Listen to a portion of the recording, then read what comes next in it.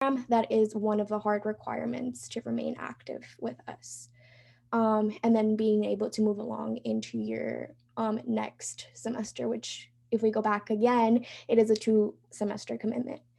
In order for us to validate those points, we do require a selfie being posted to our cohort page. Um, and that is only for us to like have proof that you did meet with your mentor. The selfie must include a summary of like what you guys did, what you learned from it. It doesn't have to be an essay long. It could just be a small paragraph, 4 to 5 sentences regarding what you got from that meeting, as well as your selfie. In terms of the 4th GBM, also happening in April, this will be a transitional meeting. So you will be meeting your new e-board, and they will be hosting this meeting. It's just a way for us to transition our new e-board members into what it feels like to run a meeting and whatnot. For that meeting, as of today's event as well, we were hoping to have that in person, but the weather is like really bad, so we hope that that's not the case for the 4th meeting. We do hope to have that fully in person. We also want to do something fun for that meeting, maybe some food involved. So if you have any ideas at the end of the meeting, we'll be providing our attendance form. And if you want to jot down maybe some ideas you have for that meeting, like we're always welcome, like new ideas from you guys.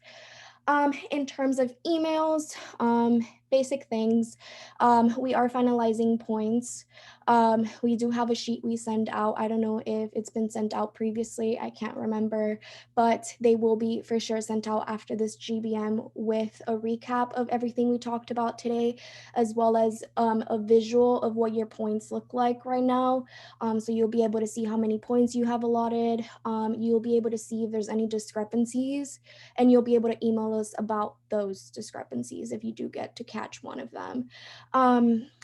Discrepancies can be seen through red boxes. So if there's a red box next to your name under a section that you know you should have been allotted points for, make sure that you include that in your email and say, hey, under this section, for example, I know I bought merch, so if you have a red box next to like your name under merch, that would be a discrepancy knowing that you bought that shirt, which we'll be talking about soon as well.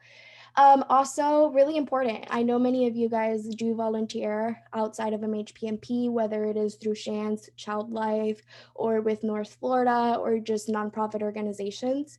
We are given volunteer hour points under our point system, and that applies to your total amount of points for the semester. So if you are doing volunteering and you have a way of proving that, whether that is through an email, your sign-in sheet, or something that your supervisor signs, we will be really happy to give you guys some points for your volunteer hours. And then warning emails will also be sent out after this GBM regarding baseline points. If you're not close to meeting your baseline points, or if you're just not going to meet them at all, whether or not we hold 2 more events in April, you will be receiving a warning email talking about what to do like moving forward about reaching your baseline points, or how to make up for it, basically.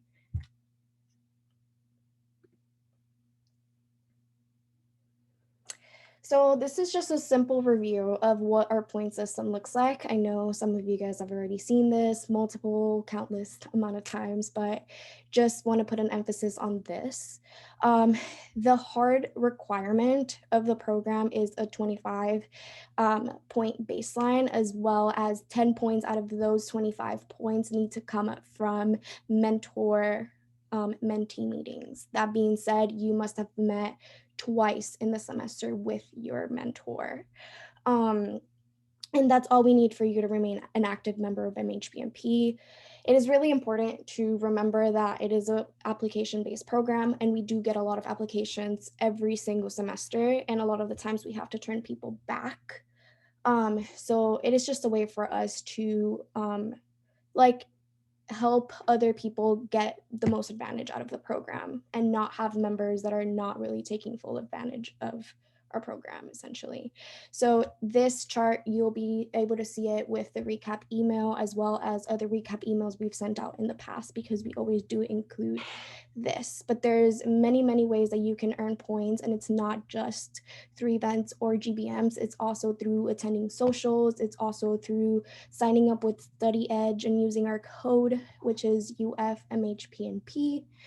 And then if you bought merchandise, or if you're, attending volunteering opportunities outside of MHPMP, those are all additional ways to earn points towards your 25. If there's any questions regarding the point system, please use the chat or email us. So we've been working on some incentives to give you guys that do go above and beyond with the point system. So there's going to be 3 categories to the incentives for second and third place regarding the total amount of points that you earn this semester. So the person with the highest amount of points will get to pick between a graduation cord or a free t-shirt that we should be getting soon. The person in second place with the second highest amount of points will get whatever the first person didn't pick, whether that is the graduation cord or the free t-shirt. And then the person with the third highest amount of points will get a $5 gift card. And we don't know yet from where, but it'll be a $5 gift card from somewhere that we all like. And this is just like a way to encourage everybody to continue earning points and attending our events and GBMs and stuff like that. Okay. In terms of merchandise, we have already placed that order, and we have already requested all the payments. I believe that everybody has already paid, but if we haven't gotten money from somebody, we will be reaching out as well this week. It is expected, all shirts are expected to come anywhere from April 4th through the 6th, and they will be distributed like shortly after, probably the day after we get them. That's the time frame for that. Probably next week, by the end of next week, we'll be posting a pickup location and a time. The pickup location that I'm thinking about right now is the HPNP Rotunda. That's right in front of the HPNP building. As you're walking towards it, there's a big drive-through rotunda, which you can come by in your car, or you can walk up to us and pick up your shirt. Times and dates are still to be announced because it all depends on when we get those shirts. But if any of those times or the dates do not work for you, when they do come out, we can work something out to meet somewhere, or, pick it up in the next GBM or whatnot. So those are coming in very soon. Orders have already been placed.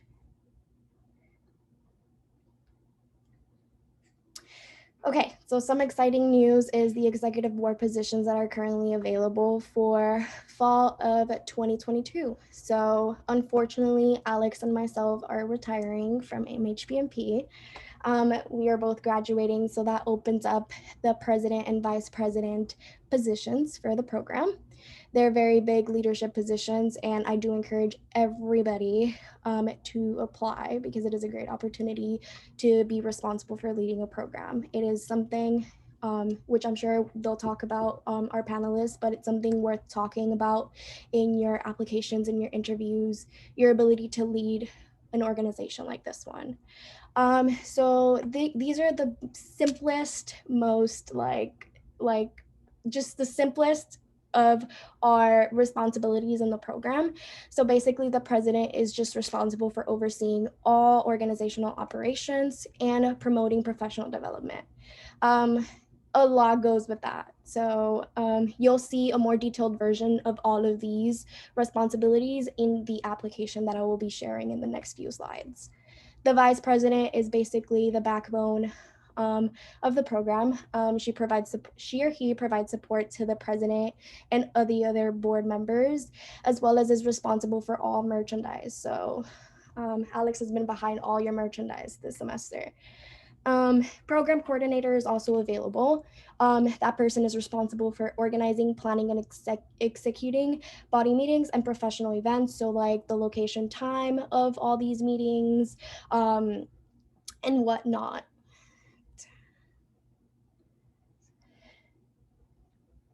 Other positions that are also available are treasurer. That's basically all the financial status of the program, whether that is working with student government, with student edge, or collecting payment for merchandise or fundraisers. That all lands on the treasurer. And then communications manager is also open. And this person, which is in Alice's shoes right now, manages all communication between the program members, the mentors, the mentees, as well as the executive board. And in additional, like with the professional schools as well. So she's in charge, she or he is in charge of all the emails and just reminders and stuff. So if you are interested in applying for a leadership position within our organization as being part of the e-board, I would really, really recommend doing that. Here's the QR code that you guys can use to access that application. The interviews will start, I believe, the day after the application is due, and I believe the application is due April 8th. At 11:59 p.m. We are giving roughly about a week and a day or so for you guys to fill out these applications. Try to be as descriptive as you can in answering the questions that we do have on there. However, we will be hosting like a Zoom like interview with myself and Alex and maybe the person that is currently in the role that you're applying for. These interviews are like nothing crazy. It's more conversational than anything. We do want to get to know you and like hear about your ideas and your plans if you were to get the position. So you can use this QR code right now to access that, but this will also be available to you. This will also be available to you at the end of the meeting and through the GBM recap. Okay, so what we've all been waiting for is our event of the night. This is the interview and application panel, and we wanted you to meet our panelists. Okay, so our panelists tonight, we have Miranda, she is representing nursing. We have Hassan, which is representing medicine. Andrea is representing veterinary, and Bridget is representing occupational therapy. I'm going to stop sharing right now and I'm going to let them introduce themselves one by one, and then we'll start directing questions from the e-board to our panelists. And then at the end of our questions, we will have an open Q&A where you guys will be able to ask them your own personal questions, whether that is by raising your hand, unmuting, or using the chat box.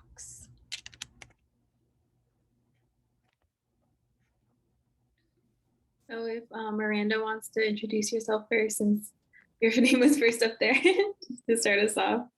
Yeah, for sure. So my name is Miranda Alvarado. I am a senior in my very last semester at the College of Nursing. And fun fact, I'm a first generation student for both undergrad and with nursing. So definitely have a lot of insight for y'all. Awesome, thank you. And Hassan, if you want to go next, I see your name up here. Sure. My name is Hassan Pereira. I'm 4 weeks short of being a third year medical student here at UF. I came here for undergrad as well. And just like Miranda, I'm a first generation, both undergrad and in medicine. So.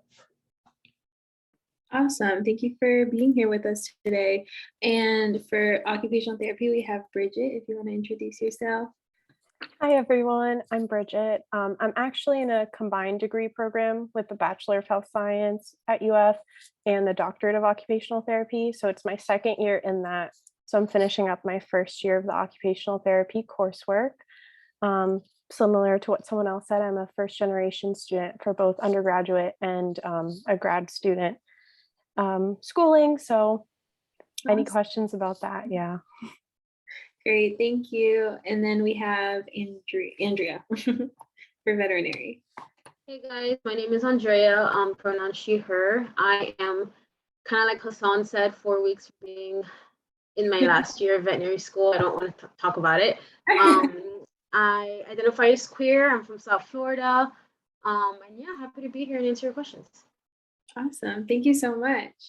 Okay, so just to start everyone off, like anyone can start like answering this, but we kind of want to know, give us like a rough estimate of the timeline for like applications. Like I know each school has a different, like system, but from your memory or from what you experienced, kind of what did applying look like for you, and when did you start, and when did you start school? I can start. So for medical school, it's kind of a little bit of a, you need to know that you want to go into med school ahead of time, just because you have to take the MCAT and submit your application. The application year in itself, like I said, it's a whole year. Mhm. So it's something that if you want to go straight from undergrad into medical school, then you would have to do it through your senior year, because it takes about a whole year to submit applications, to interviews, and then get acceptances kind of towards spring of the following year. For me, I took a gap year between undergrad and medical school, and people call it gap years or growth years and whatever you want, but for me it was more of an application year, because that I graduated from undergrad, and the first thing I did was start submitting my applications and things like that, and then it went from that into submitting my essays for my secondary application. So you do a primary for medical school, where you submit kind of like just demographics and your transcripts and things like that. And then you put the schools that you want to go to, and then they will send you a secondary application. Once you get that secondary application, then you need to work on those. They're usually 5 to 6 essays that you need to write for each school. How would you add diversity to the next student body and things like that. Mhm. And then after you submit that, then it's just a waiting game to hear back from the schools and get an interview.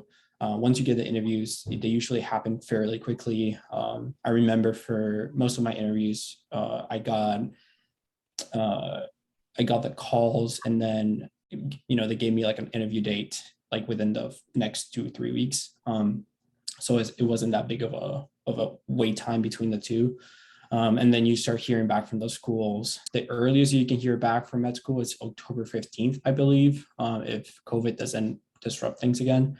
So if let's say that you like interview really, really early on in the cycle, then you might need to wait, a month or two to hear back. But generally they do 2 to 3 weeks. You hear back from them whether or not you got accepted. So it's pretty basically just in a little nutshell. Yeah, so it's definitely like a long haul. It's going to take about a year until you start, and applying and everything. So you need to be very organized when applying. Okay, and who wants to go next? Yeah, Batman. Oh, yeah, I was gonna jump in. So similar but different. So thankfully we don't have an MCAT. We don't have a VCAT. We take the GRE, but even some schools are trashing it. Like the GRE is not going to be indicative of what you're going to do as a doctor. But some schools still do need it, require it. So definitely plan on taking it. But compared to medical school and some other schools, it's not rolling admission. So we have like it's called the VEMCAS. It's like one big application that all the schools take. And that VEMCAS is due September 1st or sometime in September. And it's a fixed date. So like, regardless if you submit in May when it opens, or I literally submitted mine 2 days before it closed for UF, everyone's application gets reviewed the same. Almost all schools have a supplemental application that's due like a month later. So like UF has like 3 extra essays they want from you and whatever. So you submit your application, your VEMCAS in September, your supplementals usually by October. You usually get interview invites sometime November, December, and then you interview January, February, March, depending on their schedule. And then you usually get accepted in April or May if you get that first seat. So they'll also tell you if you got waitlisted. If you're really close to the top, they will tell you, they'll be like, you are number etc XYZ. And I've heard of people like my big actually got in off the wait list in July, like after she accepted a job and everything. And she was like, oh, just kidding. I guess I'm going to vet school in August, like in 2 weeks. So it's the same. It's a year-long process. I graduated, I came here to UF and I graduated in 3 years and I wasn't fully prepared to apply. So I took a gap year. And so similar to what Hassan did, like I just got more experience. I worked on my essays. I had a full-time job and at the same time I studied for the GRE. So that 1 year, I think helped a lot. And it also helped in the fact that like I wasn't worrying about missing class or missing lab or anything to go to these interviews. I will say, I was the last class I interviewed in person. Like I physically went to vet schools and toured them and like did interviews in person. Interviews have been on Zoom since the pandemic. I've heard of talks about that changing, but on the other hand, Zoom has given the opportunity for people with financial constraints to interview at these schools. Like it takes time off work. You know, you need to take a weekend off work. You need to book a flight, maybe rent a car, get a hotel to visit all these schools, and that's very expensive. And so I'm hoping that the Zoom is still an option for a lot of people, especially when you talk about, you know, increasing diversity in the health sciences. Like money is a huge aspect, and so yeah. Awesome. Thank you so much. And thank you for comparing both and, you know, kind of stating the differences. Now, Miranda, if you want to describe how nursing was. Yeah, for sure. So with nursing, there's so many ways to get into an actual nursing school. There are ASN programs, BSN programs, and also accelerated BSN programs. With your ASN program, it's an Associates in Nursing. However, and it's usually just a 2-year program. But the stipulation with that is most hospitals, especially magnet designated hospitals like Shands, require your BSN within 3 years or 2 years, whatever the hospital wants, like the policy is, of higher. Thus, BSNs are more popular, or even accelerated BSN programs are more popular. With your accelerated BSN, there's like a semester difference, and it's mainly just you complete it in one calendar, 18-month calendars instead of 2-ish years, but you get a summer break. That's really the difference with that. You're going a lot faster with your accelerated program, and you already have a bachelor's in another type of field before you apply to an accelerated BSN. So you'll basically have 2 BSNs by the end of the program. Speaking more towards the traditional route, because that's what I'm currently in and that's what I'm more familiar with, UF applications open specifically in November and they close in March. Don't be like me and submit it at 8 p.m. the day that it's due, but you have plenty of time to get your stuff. And in that period, that's when you're answering your essay questions, because UF does not do interviews, but they have 10 essay questions that they have you answer. And that's also when you're taking your entry exam, which is your HESI, an A2 exam, specifically the A2, because it covers general knowledge information. Other schools like UNF for nursing will require the TEAS test instead. So just when you're looking into the school, you need to look at the differences in the prereqs. Some require chemistry, some do not require chemistry, and then which entry exam they want you to use. And then most nursing schools now do not do interviews, but there are still a couple exceptions. So be mindful of that as well. Awesome. Thank you so much. And then last but not least, Bridget, how did you apply to OT? So first I want to say right now there's Masters of Occupational Therapy and Doctorate of Occupational Therapy, and different schools are transitioning. Like UF no longer has a master's program, they only have the doctorate. Some schools still have both and are transitioning, but I believe all are on a centralized application service. It's called OTCAS, similar to what Andrea was saying about veterinary school applications. And talking about OTCAS, I just want to make a quick note to you all. There are fee waivers available, but they are first come, first serve. So if you receive the Pell Grant, you're able to get those. But like in my case, by the time I filled out the thing, they had already dispersed all the funds. So although I qualified, I wasn't able to get it. So just if you're interested in doing that, try to fill those out as soon as possible. The OTCAS application service opens this summer before you'd start. Most programs start in the fall, so the year before. And I know a lot of early admission applications are due in that fall, so a full year before. I think regular deadline is in early spring, but I know a lot of schools, the bulk of their cohorts are determined in that early application period. And then once you hear back in early spring, I know that there is a wait list, but it's very minimal from what I understand. And then you start that following fall. And as far as like the requirements for occupational therapy, some schools require the GRE. UF actually in the past year has gotten rid of it because they felt like it wasn't a good representation of people's skills and abilities and wasn't really an equitable measure of people's academic success. But besides that, we have to shadow. Most schools require a certain amount of hours and it varies.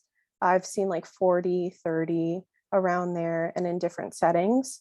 And with that, a lot of schools require a letter of recommendation from a practicing OT. So it's a really good opportunity when you're shadowing to build that relationship with someone that you can later ask for that letter.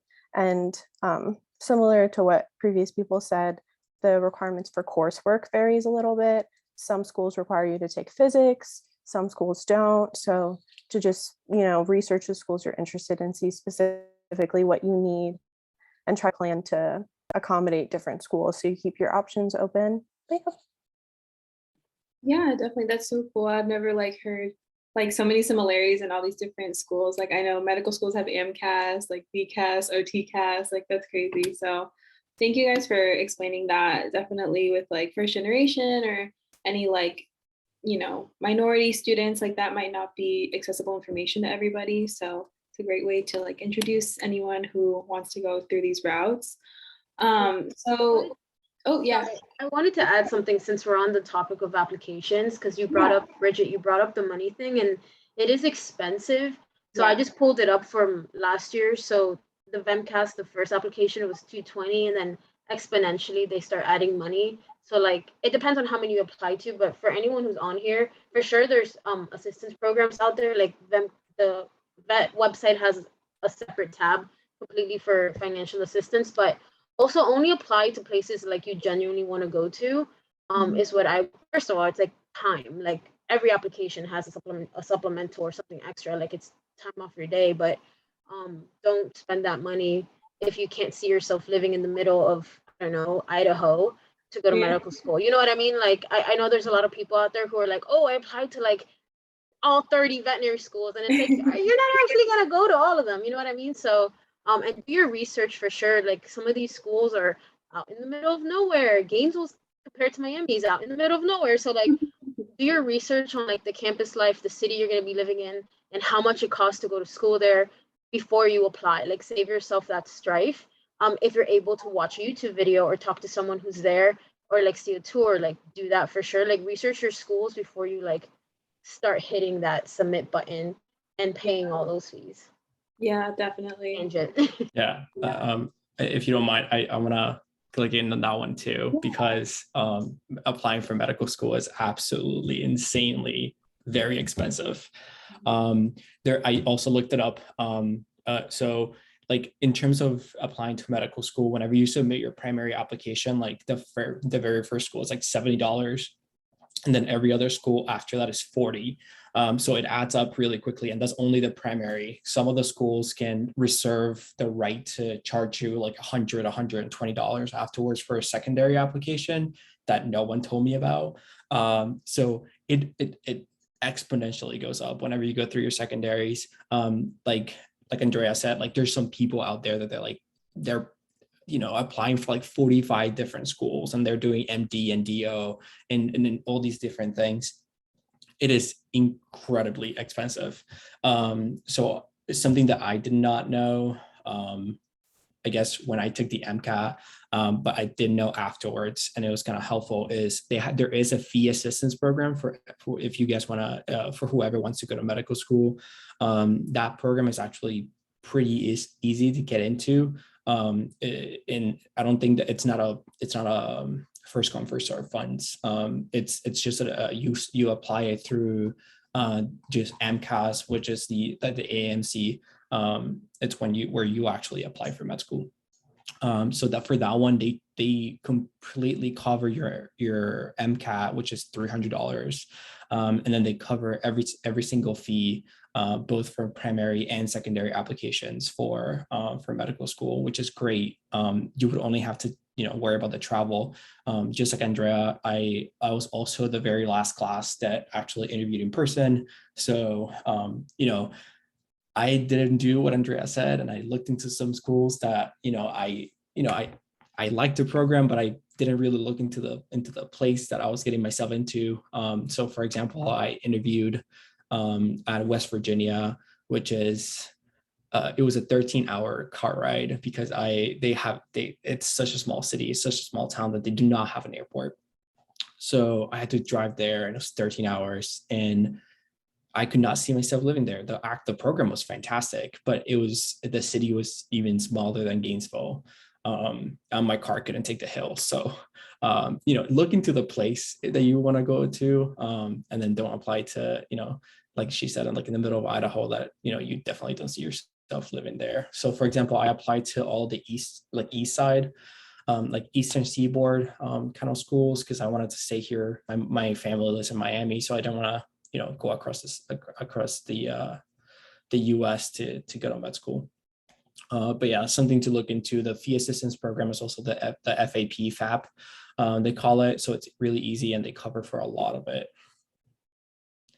Yeah, thank you guys all for all that like financial advice. I know that's a really important part of it. And I know I spent I didn't even want to count anymore how much money I was spending for each school, but yeah, it does add up. So definitely make a plan, save up, apply to any fee assistance that you can. Super helpful in the long run.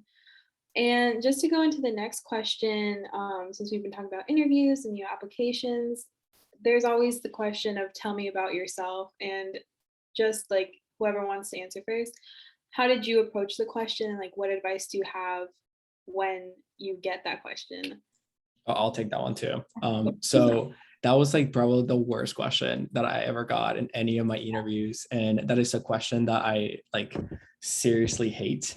I feel very strongly about this one, but it is also a very, very good question for them to kind of get a sense of who you are. If you guys haven't looked into it or haven't heard about it, Dr. Ryan Gray is a great resource when you're applying to medical school, and that can translate very easily into any of the other professional schools as well. He is a doctor who came to UF actually for medical school, and he has a bunch of books on the MCAT and applying. I read his book for applying for the interview and for the secondaries, helped a lot. So I really recommended his books. In terms of answering that question, one of the things that I used to do before, and I no longer do thanks to him, it's don't just list your resume like, oh, I'm from, like, for example, like, oh, I'm from Miami, I'm from Cuba, came to Miami, did my high school in Miami, and then came here for undergrad, and I major in this and I major in that, and then I took a gap year and now I'm here. Like, they already know all of that from your application. For your demographics, don't do that.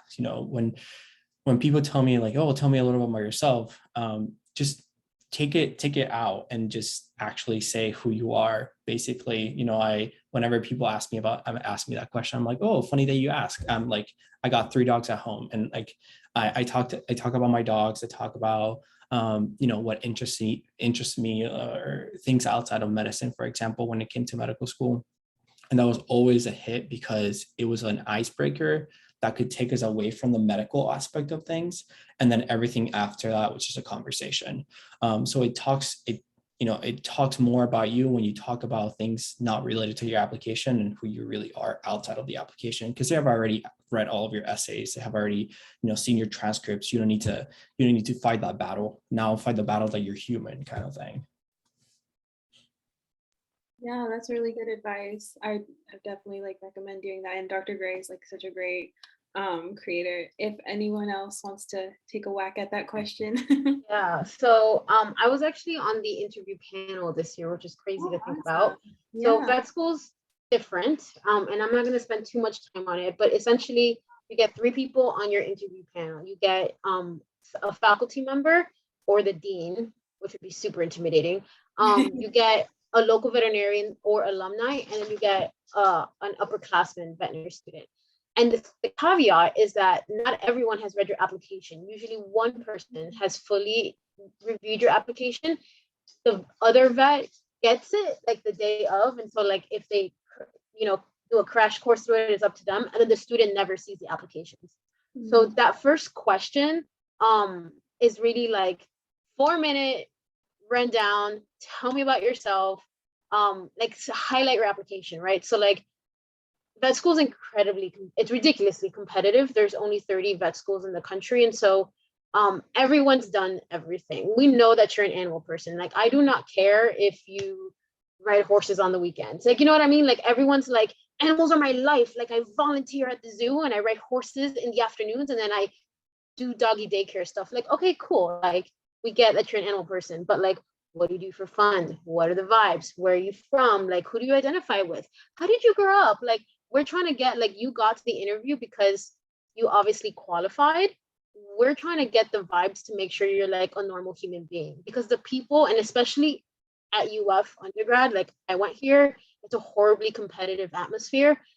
There's a lot of people who like make applying to vet school their sole life purpose, that they like lose themselves, and those are the people who are going to burn out when they're actually in vet school. And so a lot of what Hassan said, like, ditto, like, you need to have hobbies, bro. Like, you need to take care of yourself. Like, tell me about your weightlifting. Like, that's cool. Like, I had a whole conversation about Marvel, and like, not to like negate the vet stuff, right? Like, we totally asked you the tough questions, but I want to make sure that like you are a real human being and you're going to be able to relate to clients in the real world, and you're not like some vet school robot who like follows the algorithm to get into medical school, vet school, dental school, whatever. So if anybody has any other specific questions about vet school interviews, because there's not a lot of people here, I don't know how many anyone actually wants to be a vet, you can shoot me a message.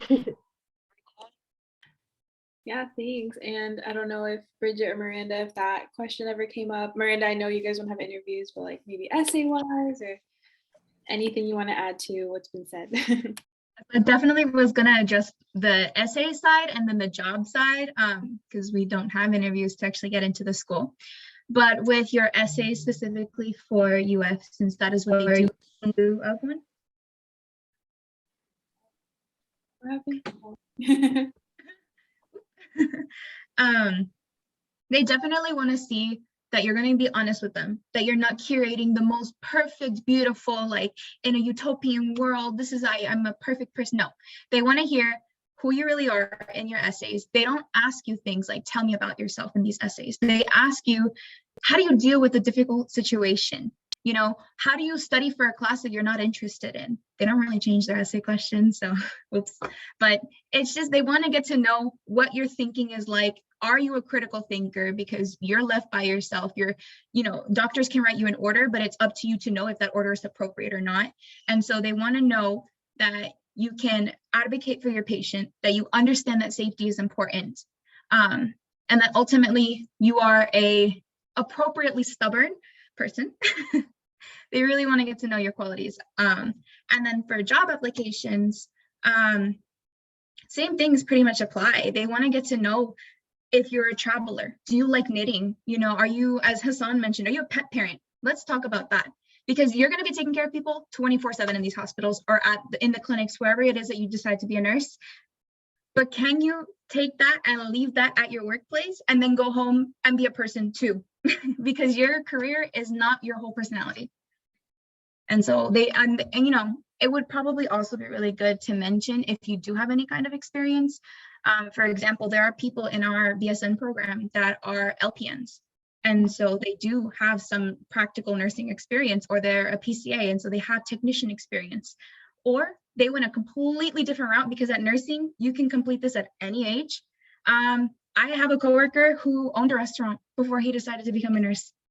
So who are you outside of this, Yeah, definitely. Just like anything that makes you like a real person, not anyone, you wouldn't want to work with. I love that. I was going to say, I didn't have to do an interview, but I did do like a personal statement, whatever. And I found that to be like really difficult because it's just like, oh my God, I have to write about myself. Yeah. So the main thing I kept trying to do was just to like be authentic. And even if I felt corny, like writing whatever I was writing, to just like word vomit and then worry about it later, and to just make sure like however I was feeling or what I was thinking, I just got it out on paper. And instead of worrying like, oh, how is this going to come across? Like, what are they going to think of this? Just like focus on being authentic and being yourself. And it's hard, but to try to be like kind of confident in yourself, because like you have to think of yourself as an asset, and you have to think of yourself as like, I have the potential, and it's whether or not they see it.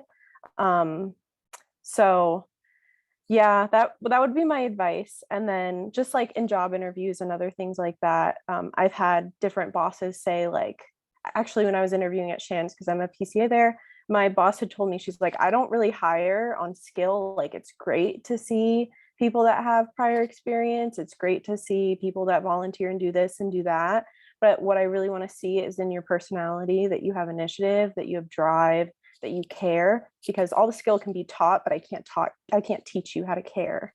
So Yeah. I think as long as you're like focusing on conveying those things, you'll do great. Yeah, awesome. Thank you guys. I wanna reiterate Yeah. the part Mhm. about being authentic, what Bridget said, because Mhm. you can definitely tell in an interview when somebody's rehearsed. Like, you know, everyone gets asked a question like, tell me about a time you made a mistake, and then like the person starts like their prepared 2-minute speech, and it's like, okay, like go you for being prepared. I'm not saying don't be prepared. Like definitely Yeah. have like experiences in the back of your mind to like relate to, but like go off the top of the head. Like I wanna see how are you. You're not gonna be able to prepare for that moment when the patient is crashing, or prepare for those hard conversations with the client. Like we want you to be authentic.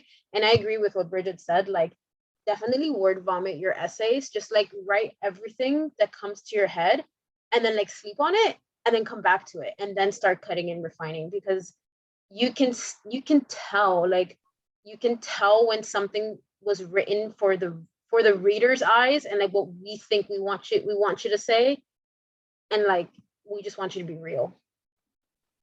Yeah. Yep. Thank you so much. Yeah, I would like 100% agree with all of that. And now I think Monica's going to take it from here and we're going to get through the last few questions, but super great conversations. And again, guys, if you have any questions that you want to add to the conversation, everyone's like on the chat right now. So you can definitely read through that. There's some like great resources in there right now. And if it's obviously like, if you have any ideas that pop in your head, just pop in there and I bet someone will be more than happy to answer. Yeah, thank you, Alex. Switching gears a little bit and focusing more on what the goal of our program is, we wanted to ask you guys, how have you or how do you currently include diversity as part of your application and or interview?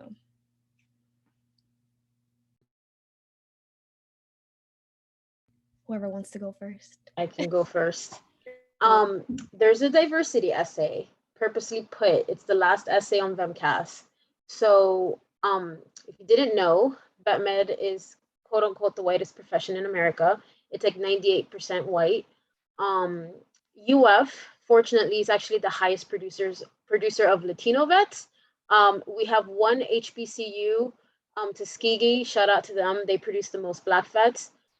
And so, but the VMCAT, so like the veterinary community is very aware of this, and especially within the last 2 years, with everything that happened, I guess the whole world is now more paying attention. So there's a diversity essay. However, I will say, because the thing is that not only are we a white profession, we're also a female-dominated profession, which is a huge change from whenever the profession started. So our number one population is like white females. But even if you fit that role, like you're still a female, and if you acknowledge your privilege, like my family's always been financially stable. Yes, I'm Latina and queer, but like I've never wanted for anything in my life, like you know what I mean. So like acknowledging your privilege and then writing about or explaining how you've used it in your day-to-day or etc. is still a huge part of diversity. Like acknowledging there's a problem is honestly a huge step. I've and then I've asked diversity questions in interviews where people just like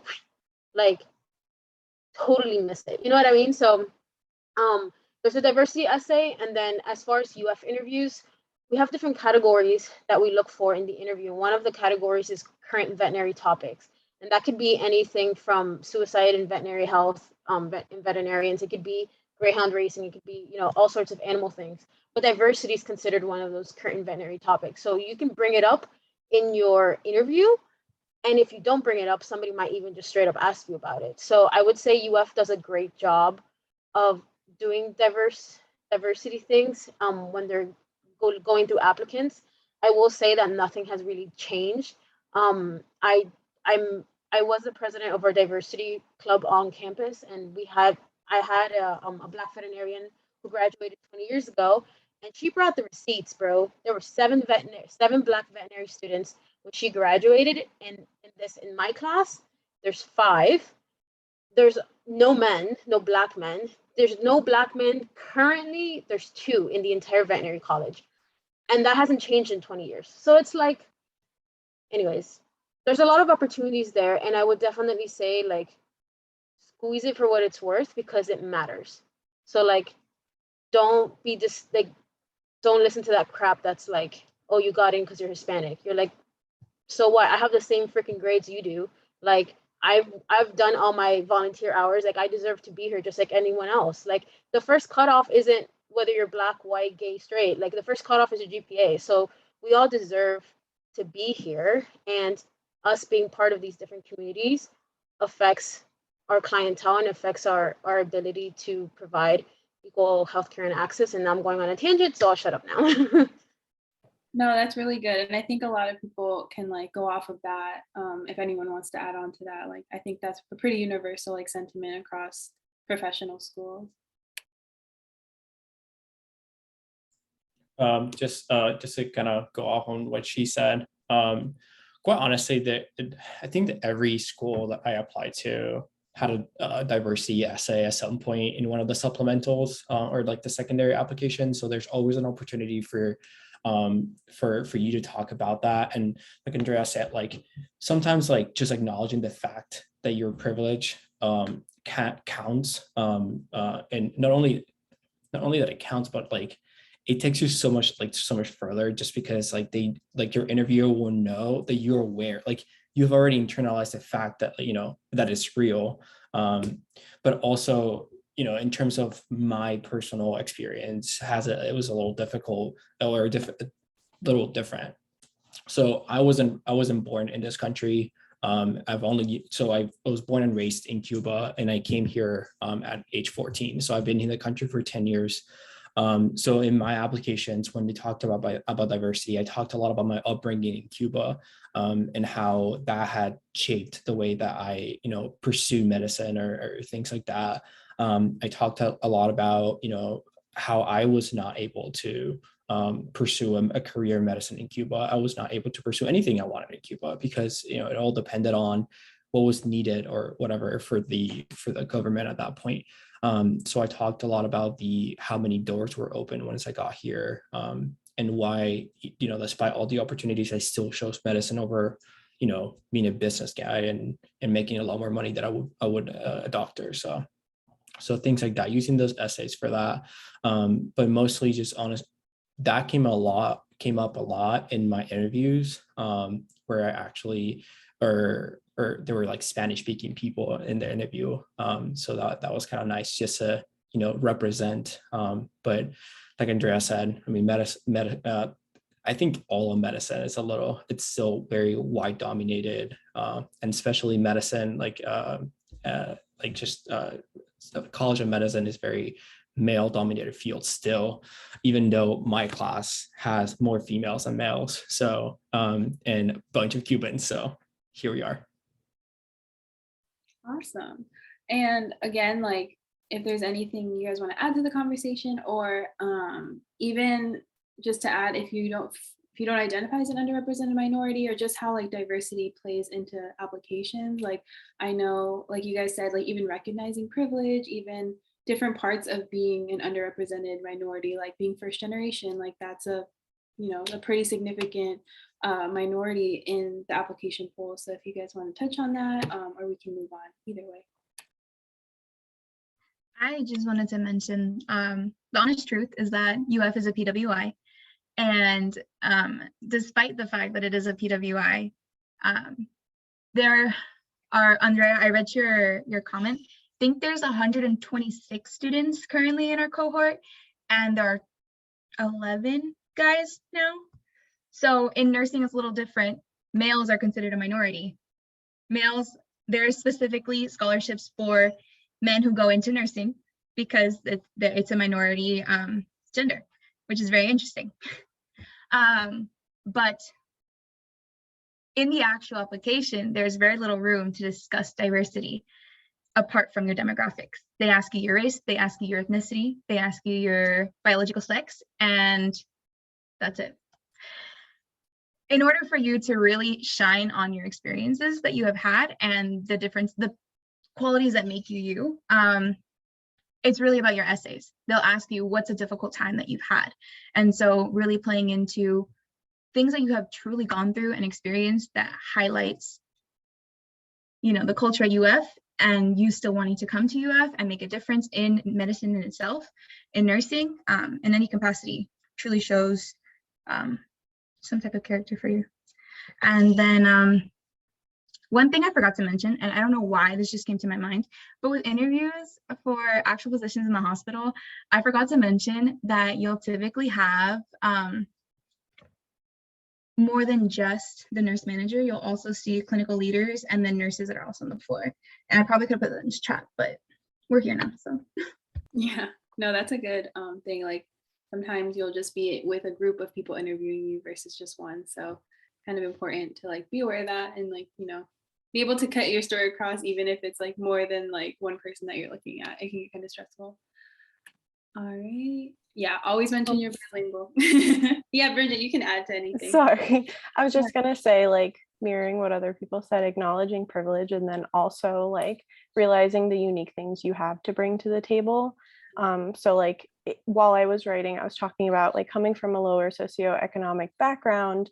Once I came to UF for undergrad and like being at a PWI that's like has so many resources and so many things available, it made me realize like how little resources were available medically growing up, and seeing how that affects different communities. And that's something I talked about in mine, was like how occupational therapy was something I didn't even see when I was a kid.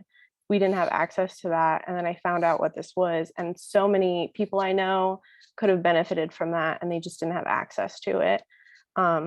And I do also just want to say, like, when you guys are talking about this, your individual like experiences and backgrounds, it all makes you an asset. You just have to show them like how your knowledge and personal things relates. And it's just a matter of showing them like you all have a unique life experience that has shaped the way you see the world. So acknowledge that you are something special. Yeah, 100%. I support everything that's been said. It's a really great conversation. Monica, I don't know if you have any other questions or if you want to jump to Q&A, whatever the vibe is. Yeah, we can jump to a Q&A, and I actually have a question from one of our e-board members just to get us started with the Q&A. And it says, if there was one thing you could have done differently during your pre-health journey, what would it be and why?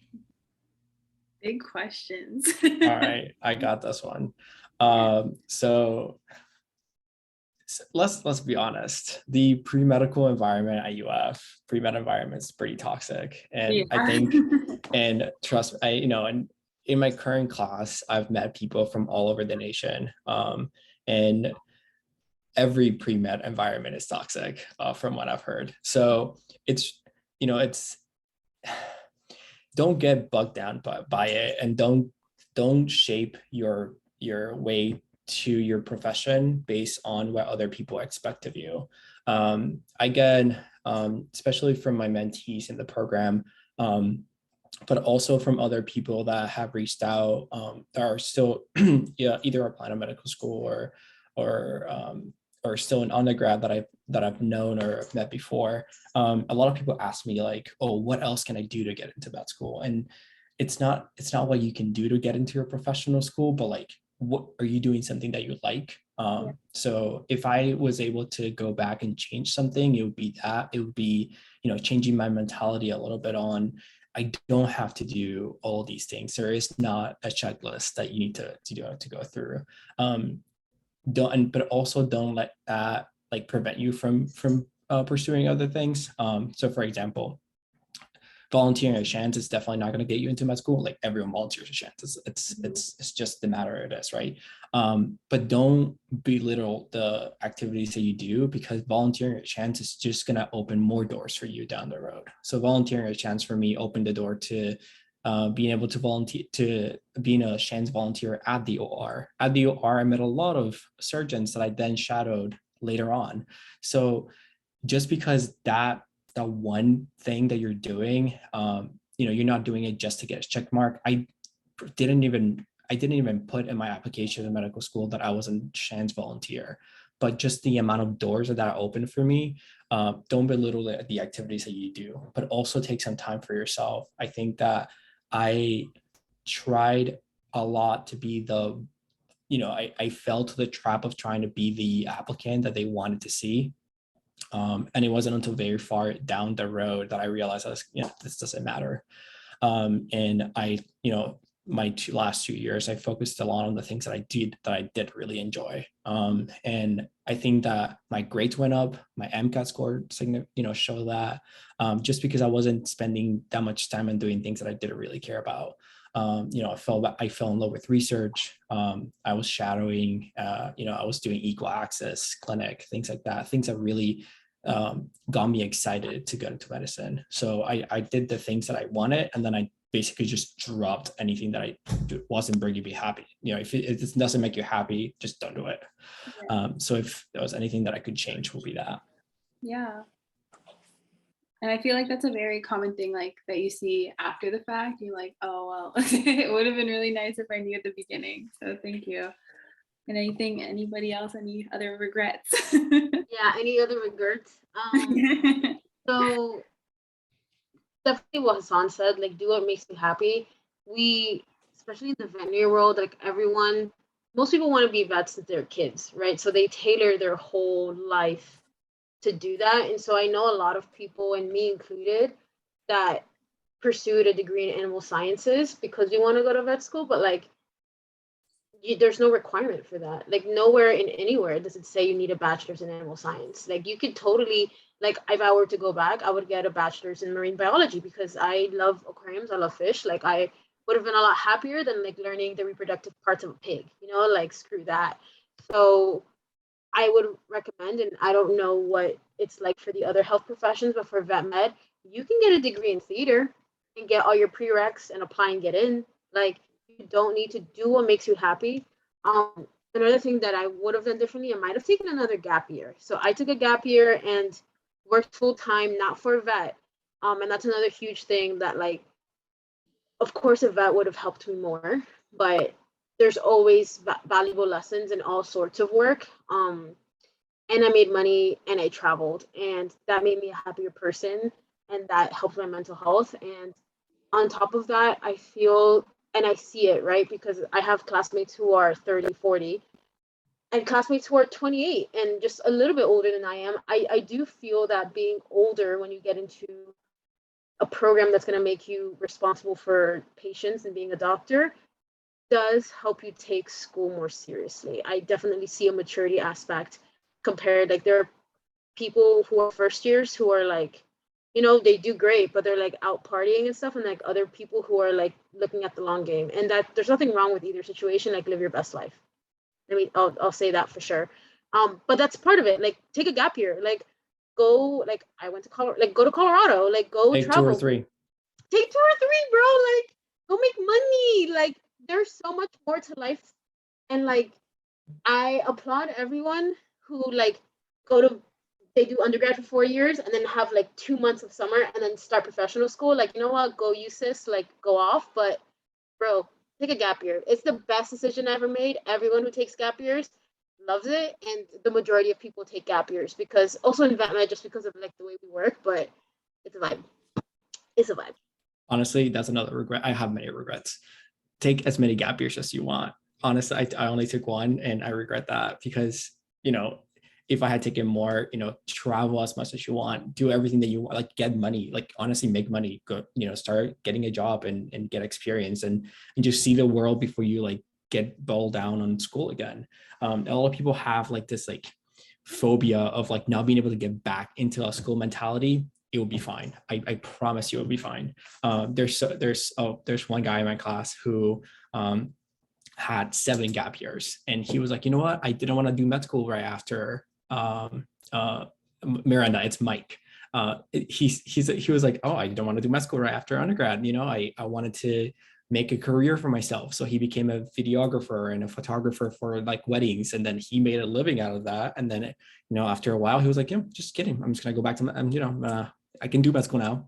And he comes back and he's thriving, and you know, he already has a whole life ahead of him. Like you know, he lived his life, he lived his 20s, and it's fine. And I did not, you know, I didn't go straight into med school, and I have friends who have, and I have friends who have done like the little 2 month summer in between or whatever.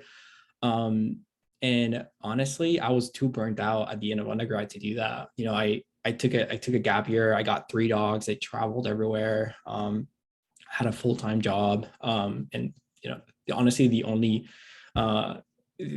reason the only reason that I'm alive right now in med school is because of my dogs and my friends and my you know, everything that I, you know, everyone that I have currently. And honestly, just getting that support system before getting down to the next, then, you know, the next obstacle or the next phase of your life, you know, just do that before you move on. And gap years are a great way to do that. And if you talk to me aside from a panel, I will bully you into gap years. No, definitely. I feel like with med school and vet school, it's very much undergrad and then your gap year, or if you choose not to, and then you're going into this professional school and you're having your career. And I don't know with vet school specifically, but you guys have your internship, your residency, med school, fellowships involved as well. Your career is going to take a long time, regardless of if you do it at 50 or if you do it at 25. So do what it is that you want to do first. Okay, perfect. Thank you for telling me. It's really easy to get so hyper focused on your major and to start saying, to start comparing yourself, even with your friends. Don't do that. Don't compare your journey and your life with somebody else's. You know, don't rush yourself. And like nursing specifically, like I said, I had a coworker who owned a whole restaurant before he decided he wanted to become a nurse. There are so many routes to get back into things, to go into nursing, to start your career, whatever it is that you want to do. Don't pressure yourself to do it now. The theme that everybody's been mentioning, and like we've even mentioned it in other questions, is that the career is always going to be there. The field, we're always going to need help. However, your life is yours completely to live. So take the time to figure yourself out. Take the time to do what it is you want to do. Complete your entire bucket list if you want to before you go into your career. It's always going to be there. 1000%. I wish someone had bullied me into a gap year because I start this fall. But take it from me, I'm burnt out. I will be burnt out going in. Take a gap year. I agree with the gap year thing. That would be nice. But what I wanted to say is like there doesn't have to be a perfect path. I think that's something I beat myself up about a lot, is because like I had this idea of how everything was supposed to go, and there isn't one perfect path that works. And a lot of opportunities came out of things that I didn't expect, and there's no way that I could have accounted for that or planned for that. So sometimes you just kind of gotta like follow what you think is interesting and trust that it's gonna go somewhere well, as long as you're doing your best and you're working hard. And similar to what other people said, like don't do things you don't like, because if someone asks you like, oh, how was your experience when you did this volunteering, if you hated it and you talk about it, it's not going to come across as authentic. It's not like a valuable experience for you to have. So don't do that and find something else you do like. And there's still value in doing something and not liking it. You learn something about yourself, you learn something about the world. So it was still a good experience. And the last thing I was going to say is like, don't overload yourself with things you have to do and extracurriculars. Like I've worked full time while I've been in school, and looking back, I'm like, why did I do that? That sucked. Like we're working towards a goal, but you're also living your life right now. So you have to remember, it's not just, oh, once I get there, I'll be happy. It's you have to do what you need right now to enjoy your life. Oh, I gotta say something else, because why Okay, not? go ahead. Sorry, go ahead. Andrea. All right, so exactly, Bridget, like on point. Like, so like you don't have to, there's no like exact like path for you to do it. Just because it's not fitting into what you thought it was gonna be, then that's fine. That's fine. There's no path, and like it's gonna take you one way or the other. And don't burn yourself out if you don't have to. Do what you like and only what you like. And no one's gonna say like, well, you didn't have 3 jobs and when you were in undergrad, so obviously you're not good enough for med school. No one's gonna say that. And then one last thing before Andrea, you go forward. It's failure is just another part of life. It's if you fail exams, if you get C's, if whatever happens, that does not mean that you're not going to get into med school, vet school, occupational therapy, nursing school, PA school, anything. This is just another part of it. You, as long as you learn from it and move forward and do better next time, or the time after that, it doesn't matter. Just move forward. You don't need a perfect GPA. You don't need a perfect MCAT score. Whatever you need to, like, whatever has happened, it's not like nothing will happen that will prevent you from becoming who you want to be if you keep going. So just keep going, and it's fine. This is a minority. Most of us are minority students. Like, we have struggles that people don't know about. We have worries from home that people don't know about. That is completely fine. And once you get into med school, or once you get into your professional school, you need to, failures are going to be there too. I have failed exams in med school, and I just retake them and move forward from it. It doesn't make you any less of a professional at the end of the road. So don't worry about that. Okay, Andrea, go for it. Sorry. Bro, I am loving this conversation. The one thing I wanted to add is you gotta leave toxic clinics, leave toxic mentors, like leave that shit behind. Like, I cannot tell you, especially because there's only like 7 veterinary clinics in Gainesville. Everyone volunteers everywhere, right? Places have reputations, and don't feel like because it was the only clinic that will take you as a volunteer that you have to stay there. If they're mistreating you, abusing you, you're working ridiculous hours, like, babe, it's not worth it. Like, another veterinarian, another clinic, another research, something else will come by, other doors will open for you. Like, you do not need to be taking that mental, physical exhaustion for vet school. It ain't worth it. And like, honestly, put it on your, call them out, bro, because the veterinary world is very, very small. I had a clinic that I volunteered for a year, and nothing ever came out of that. So like, usually when you volunteer, you either get hired or like you leave. You know what I mean? Like, usually if you're a good person, like, they usually hire you. They're like, oh, what happened with this clinic? I was like, honestly, bro, that place was toxic. I had to leave. And like, it's okay to say that. It's totally okay to say that, like, the environment wasn't good for you. So like, don't stop. Guys, point of the story is do what makes you happy. Point of the story. Like, don't, yeah. Sorry. I can't even vocalize at this point. Yeah, no, we get it. It's a good like overall idea. I love it. Love the combo. And I know like a lot of us need that. Like, I'm like, being in the middle of undergrad, you just need to hear something outside of like your chemistry teacher telling you like you're dumb, So it's a really great combo. And anything, I don't know if you have any other question. If anybody has a question to put in the chat right now, like, we would super love.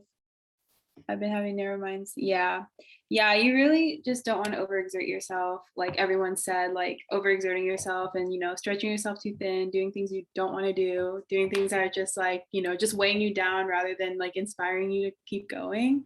Like, just not worth it. But if anyone has a question, they want to unmute themselves or type it in the chat. Like, we are, marathon. Mm-hmm. All right, and one thing before, I don't know if this is league or not, but so currently, I don't need, it doesn't have to be a formal mentorship or whatever. If you guys have any questions about applying to medical school or the MCAT, things like that come up afterwards, or things like that, feel free to email me. Or I can put my email at the end of the chat now.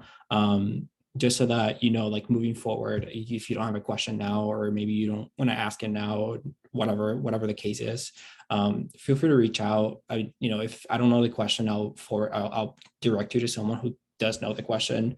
And there's always room for, there's always someone who knows better. So just, you know, in my, you know, we were saying, you know, live your life and do all these things. And, you know, in your, if I was in your shoes, I would have been thinking, well, you know, they already made it. So, but you know, it's funny, it's, you know, it's funny for them to say it, kind of thing.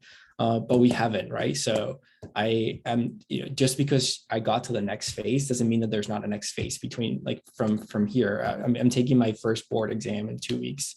And that basically tells me whether or not I, you know, which residency I'm going to go to and things like that. So there's always, it comes right back. It's just in a different program. So, and all these things that we are telling you now is because we've learned from our failures in the past, and that this is what like at least what I'm putting into med school right now. So I don't do anything extra that, you know, takes away from my studies. Like I study, I do research, I go to clinic, you know, I'm not in like clubs or things like that will take away from my main goal. And it's like, I want to have time I want to do good in school. I want to do good, you know, for my applications for residency, but I also want to be good, you know, to me, and, you know, have time to be at home and you know, have time to travel and go see my family and things like that. Yeah. So, you know, apply the same idea to what you're doing now in undergrad. And I think you're going to be a lot happier, and you're going to be just as good of an applicant to whatever program you apply to. But yeah, email if you have any questions. Yeah, 100%. And we had a question that I thought was pretty interesting. Was there anything like shocking or like eye-opening? I know obviously like professional school is like a new beast, but is there anything that like shocked you when you first got in, or like currently, anything that you didn't expect going into your graduate program?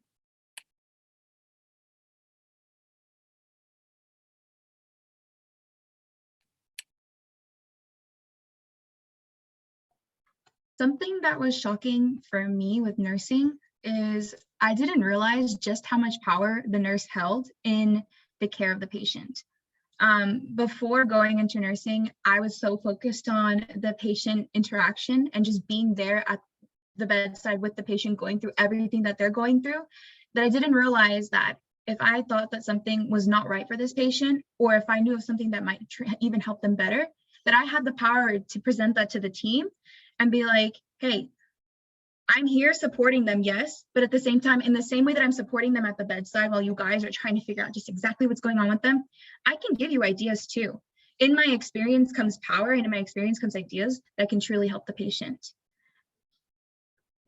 Something small, but and then also with that is the general focus that nursing has is, I think I heard this like my first semester of nursing school, and this is not to discredit medicine at all. Medicine focuses on a lot of the disease process. They have to figure out how this is affecting their entire bodily system. But as a nurse, we have the privilege to get to see how this is also affecting their human response. Yeah. And I think that that's really, really beautiful with nursing. Yeah. And something shocking. Yeah, I'm like so jealous of like all the nurses. Like obviously it's like a hard job, but like you guys actually get to see all the patients, and like you're with them every day, and you're just like kind of gauging their comfort levels, like their pain levels, like things that doctors like, they're just like, do this, and you're like, well, I would do this, but the patient is reacting in this way, like how are we going to manage that? Because the patient's reality, like they're not thinking about their treatment, their diagnosis, their whatever, like they're thinking about the pain, they're thinking about like their life experience there. So it's just so cool. I really like that part of nursing. Like, yeah, nurses humanize medicine when physicians don't. 100%. Very jealous, but super hard. You guys do not deserve what they be putting you guys through. I will say that. Just side note about nursing. Yeah, shout out to nurses, and I guess for us it'd be our vet techs or vet nurses. Like y'all be saving my butt in clinics, like leading the way. So kind of answering the question, there wasn't any, this is my opportunity to educate about veterinary medicine. I do remember I was in a previous panel with this group, and some guy was like, we should all have a meeting where all the health professions, except the vet med, of course, get together and talk about health and stuff. And I was like, wait, hold up, wait a second. So like veterinary medicine, first of all, we're so connected in the topic of One Health to our planet and humans, right? So like every medicine that's ever been given to a human was tried on an animal first. Every procedure was tested on an animal first. Like we invented vaccines. The CEO of Pfizer is a veterinarian. Like we work for the CDC. If you eat a hamburger, think of vet. Like I had a class on like salmon food production. You know what I mean? Like farmed salmon versus wild salmon. Like we play so many roles in medicine that people don't realize. So like, yeah, you could go be a vet for cats and dogs, and there's nothing wrong with that. Like, hell, that's where the money's at. But you could also work for all these different government organizations, epidemiology research. Like I did research with human cardiac patients with a veterinarian at Chance. Like there's so much going on in this profession that people fail to realize. And then when you get into vet school, you're like, oh my God, like I could get a master's in public health. Like that's so cool. So it's definitely a profession that this degree could take you anywhere, like literally anywhere you want to go. And I think that's beautiful. And I do wish that more of our human health counterparts like realize that we're also doctors too. You know, like I was having a conversation with a friend who's in medical school, and he asked me if if animals get diabetes, and I was like, my test was literally on that. Cats get diabetes. Like they have thyroid problems, and like all these drugs that we give human insulin, or like the human insulin you get at Walgreens, to our cats. So there's lots of connections there that are made, and lots of research, and just it's all part of the One Health process. So yeah, shout out to health professions and veterinary medicine, because I'm biased. Yeah, no, that's awesome. Because like I remember that meeting too, and I just was like, my mind was like blown. I was like, oh my God, like everything is so interrelated, and like we don't ever consider that. So I think that's a great point to come up, and like, I don't know, like if any of you guys feel inspired in the future to collaborate with vet med, if you're in a different field, like there's always so many like opportunities out there, like especially like so much of medical research is on literally, like you said, animals. Like I've seen so many mice lab and everything. Like yeah. And side note, our Dr. Yamamoto, who does studies in like feline infection, like immunodeficiency virus, also does study in HIV. And then my pharmacology professor did a study with it was like antihistamines and remdesivir for COVID-19, I think is what it was. yeah. So yeah. Yeah, you guys are like definitely on the forefront of like research, and you know, it's not as like there's not like a spotlight on that, but there very much should be. All right, let me see if there's any in the chat. Monica, how are we on time? I don't know when you wanted to wrap up. I don't know if this is the last question or we have time for two more. I think we have time for like one or two more, wrapping up at like 7:30, 7:45. Okay. Does anyone want to add? Let me see if I can. If anyone wants to unmute themselves, they can, or I can just read through the chat. Eye opening. I know there was a question. I mean, we didn't talk about it in like out loud, but there was a question in the chat about how to like address or like answer really abstract questions like what's your favorite color, and like if you could be a favorite color, like what, like why would you be that color? I've heard honestly, I'm not a panelist and I'll let them take this one, but I've heard like really difficult questions being asked before, and I think Miranda told me a couple of them, because I know they do this for like the peds world. If you're interested in like pediatrics, like what's your favorite ice cream flavor, and why, and or if you could be an ice cream flavor, like what would you be? Or if you could sit with somebody and have dinner with them right now, like why would you choose that person? And I think those are very like out of the box questions, and if anybody wants to take how they would approach them, that would be cool. Yeah, so I'm just really quick, Monica, because you mentioned them. A couple of questions that I've heard, Monica and I both have a focus with pediatric patients, and so they ask fun questions, because guess what? Kids are fun. They're gonna ask you the most weirdest things. You're gonna have to have a conversation about the color of their socks. You have to talk to these kids in the way that they best understand you, and that's through fun, weird topics. Whatever dream they had last night, best believe you guys are gonna do, like you guys are gonna talk about the whole storyline, okay? And so they wanna ask you, what's your favorite ice cream flavor? What's your favorite color? They basically, it's not a trick. They just want to know who you are. It's an extension of tell me about yourself. If you missed out on something that you didn't get to tell them, you tell them then. I've had questions such as, if you could dine with anybody in this world or in another, what dinner would you have? What time of the day would it be? And who would it be? And why? They ask really fun questions. I promise they're not trying to see, are you a psychological background thinker? Can you, like, they're not psychoanalyzing you. They just really want to know who you are. So as honest as you can be is great. I think it could be as simple as like going back to the color one. My favorite color is blue because I would be blue because that's my favorite color. And then like, you know, I don't think it's like, oh, there's a meaning behind why I would be the color blue. Like, I don't think they want to know why you would really be the color blue. They just want to know your favorite color and to see how you would answer that when talking to a child who asks you the same question. They just want to see how you hold conversation with, at least in nursing or in like medicine, with whatever specialty you're going into. And like, that's something that applies a lot to peds, but I'm sure in like other specialties and stuff, like you won't see those kinds of questions. Yeah, definitely. And we do have a question. I think this is a good one to end on. Was there ever a moment that made you doubt or feel uncertain about your choice in your professional graduate school or like your path?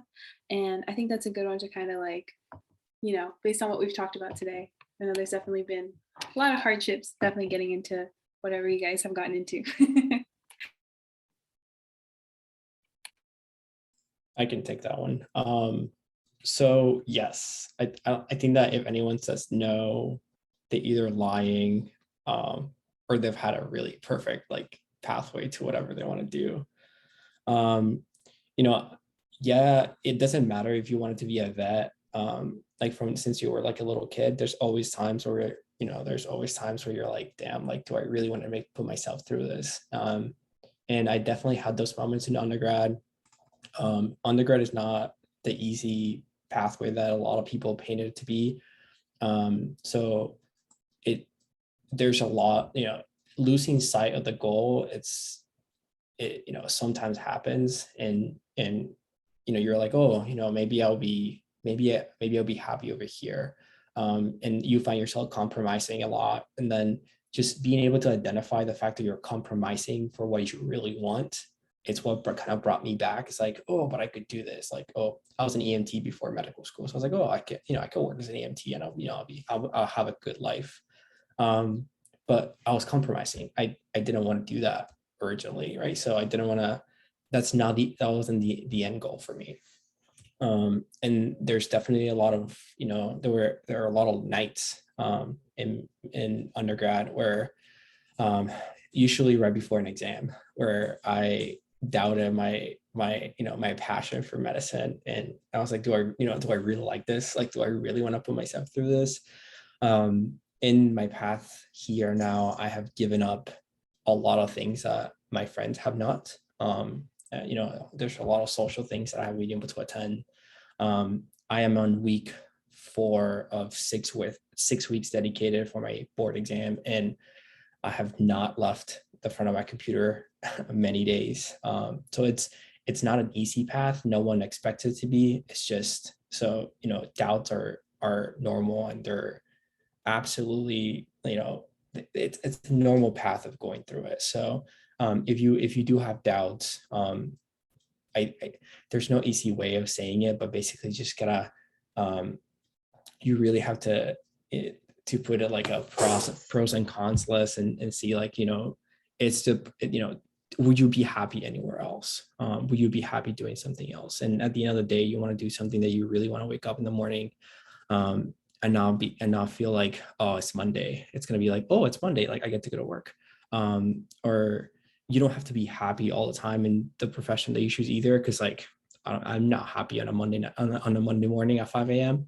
and I'm definitely not happy at 5 p.m. when I have to go to clinic. So it's fine, you know, doubts are fine, and they're normal, and it doesn't mean anything. It doesn't mean that you're not meant to be where you're going, and it doesn't mean anything that you're going to be any less than anyone else. Imposter syndrome is real, and the more that we say it and the more we identify it, you deserve to be where you are, and you deserve to keep going. So just keep going. Yeah, that's awesome. Anyone else want to piggyback off of that, or anything that kind of solidified their choice into their specific field, or I don't know, whatever you guys want to take on with this question.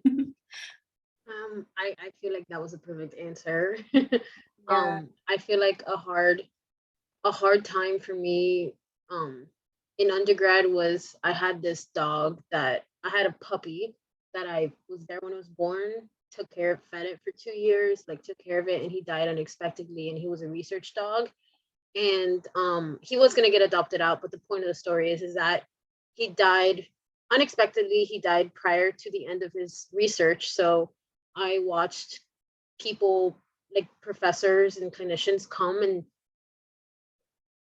tear him apart for research. Like I watched people take his head to do an MRI. I watched people take his pancreas, his heart, and everything. And like I was watching that happen to a dog that I loved, and I thought like, why the fuck am I here? Like this is horrible. Like I can't do this. But then like 2 weeks later, a mom and her son who had Duchenne's muscular dystrophy came to the clinic and like met all the other dogs that were with the disease but were being treated and healthy and happy. And I was like, this is why we're here. Like we're making a difference both in like the dogs' lives and the human lives. And like I don't know, it was just like a wow moment for me. And so like there's tons of times in vet school and medical school where like, fuck bro, like you have like so many exams, you've got like a surgery coming up, like you've got to apply for your internships. And like every time I call my mom about it, she's like, una cosa a la vez, one thing at a time. Yeah. Right, like it's one thing at a time, and you're checking it off your list and you're moving on. And you know what, if you can't check it off your list and it's got to wait till tomorrow, it's got to wait till tomorrow. Like you got to sleep, you got to eat, you got to walk your dog. Like take it one thing at a time. And like it's a marathon, not a sprint. You will definitely get to where you want to be and what makes you happy, and that's what matters. 100%. Thank you. Bridget, do you have anything with OT that you'd want to say that like helped you, or like anything that made you doubt or like kind of reassured you for OT? Because I know that's like that's not like a field a ton of people know of, but we do have a couple of mentees here that like they don't really want to learn anything about that and everything. So I'll start with something that made me like doubt OT for a second. The first day we had like a musculoskeletal like cadaver lab. I was like, Jesus freaking Christ, like I can't do this. Yeah. And then I think like now I love it. Like I love going every week, and I feel like it's such a privilege. So I think that that's kind of like a deeper metaphor for things that like feel really overwhelming or scary at first. You got to find those silver linings in them and recognize like, yeah, this might be hard right now. Oh, sorry. But there's you have a beautiful opportunity to do what is there in front of you. And to answer, someone else said, what's your favorite part about your profession? For my OT peeps, we are incredibly client-centered. We focus on the person. Like we don't ascribe to the medical model. So like, for example, if someone has a stroke, we're not just going to be like, okay, let's get them back to their normal range of motion. Let's get them back to their normal strength. We're going to say like, what do you do in your everyday life that's important to you that you want to do again? And you know what, if you don't care about if you can lift your arm all the way up, that's fine. If you can do all the stuff you want to do, that's okay. Yeah. What's important to you is determined by you as a patient. You are the expert of yourself and your own life. So I love that about OT. And I feel like that's something that can be in all professions, to be client-centered. So yeah. Definitely. That's so awesome. I love that approach. It's a lot that a lot of us can learn from too. Anything, who else has, I think Miranda, I don't know if you've said anything, any closing remarks, anything, whatever comes to mind. For sure. So I was also like Monica, I only applied to UF and it was a very stressful time. Not recommend, 0 out of 10. However, just in general, you hear so many stories about nurses eating their young and how there's unsafe ratios and how hospitals are underpaying and getting rid of nursing, and it's a disposable position, but it's really not. The nurse makes the difference in the care of the patient. We are so trusted by patients, honestly. Like there's so, like, you learn so many secrets about your patients. They trust you fully, you know. And being able to be there and see them when they come in, and even if they end up on a different unit than yours because they need to get upgraded to more intense care, or they end up coming back to your floor later on, getting to see them leave the hospital feeling better, being happier, joking, whatever it is that it signifies that they're feeling better, it's such a beautiful feeling. But I will say, because I am first gen and I honestly truly had no idea what I was getting into, imposter syndrome was a really big thing for me. And it still continues to be a big thing. I am 30 days away from graduating and it still hits, y'all. It still hits, okay? So I just want to emphasize that it is very real. It can hit you when you're 5 years into your career or just starting college. Like, it will hit you. But the important thing to remember is that this is part of your journey and you're going into a space that wasn't necessarily made for you, okay? However, it's definitely meant for you. Yeah. If this is a field that you cannot get fulfillment from anything else, it is meant for you. You are meant to be there. You are claiming your spot. And that's how you beat imposter syndrome, even if it's for 30 seconds. Yeah. That was a really good one. I love, yeah, go off, queen. I love that. Okay, guys, that was a great way to end it. If you guys have any questions, everyone's been putting their emails there. You can definitely reach out to us in MHPMP on our email. We'll forward it to whoever needs to see it if we don't know the answer. I don't know about the attendance code. I know Monica just said something. Okay, cool. She can put it up. And we'll just be hanging around. Panelists, like, if you guys need to go, you can go. If you want to hang around, you can hang around. But thank you guys so much for being here. I loved the conversations. I love the vibes. I'm glad you got to speak to everyone because, you know, very interdisciplinary interaction. I love it. I live for that. Yeah, I got the code and I'm going to put it up right now. Just give me 1 second because I accidentally closed the presentation from my computer. Okay. Again, thank y'all. Super fun. I love this. I'm glad we got to do this. Yeah, me too. I think I needed this before I applied to. I'm getting it 30 days before graduation. Yeah. So and that's yeah, always. We can all be friends. This is a safe space. Sure. We can just complain and rejoice and cry and celebrate all the things. Yeah, there's the code. And this is recorded too. We'll probably post it on a private link on our channel and send it out to our other mentees. And if they have the link, they can go to it. But yeah, super safe space. And if you guys have any questions besides the panel, like for the club, any concerns, any problems with your mentors, anything, you know, anything that comes up, like just shoot us an email, or I don't know, you can private message us right now, like whatever you feel comfortable with. For sure, we'd be happy to. Mm-hmm. And you're welcome, guys. Yeah, super. This is like, you know, you need to talk to real people every now and again, because like you'll be studying and you're like, what is this all for? Is the code working for everybody? I feel like people are leaving. So yep. Okay. Awesome.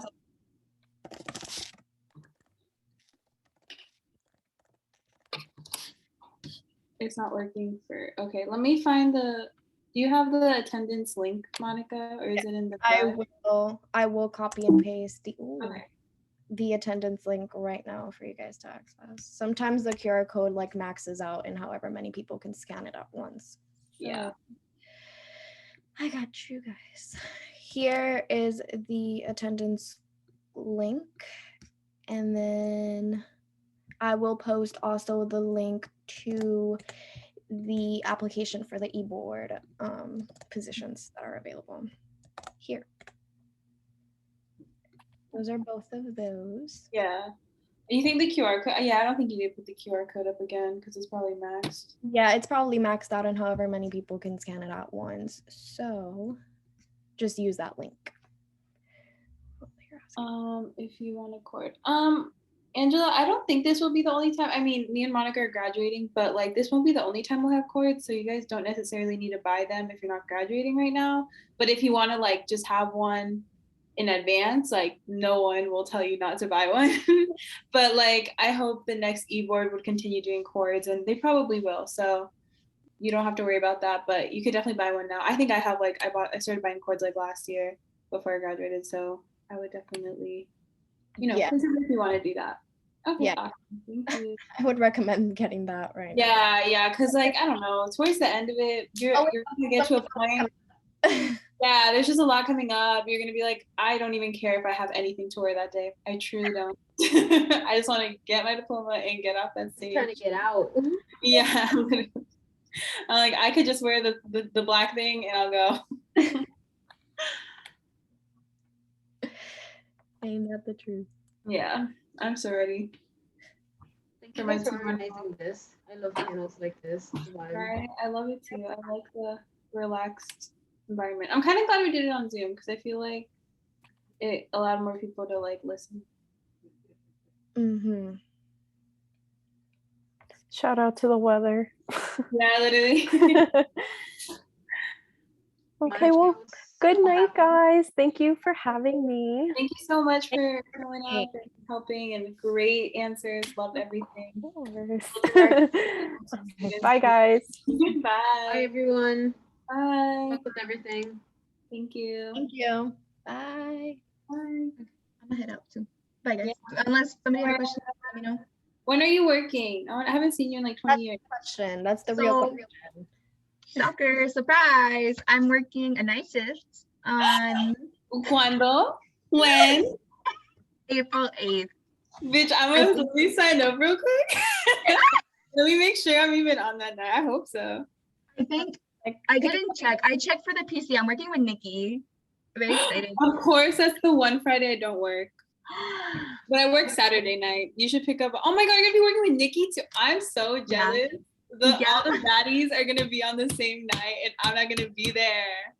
No. And it just means I have to come back. It just means I have to come back. Yeah, because you make more money at night.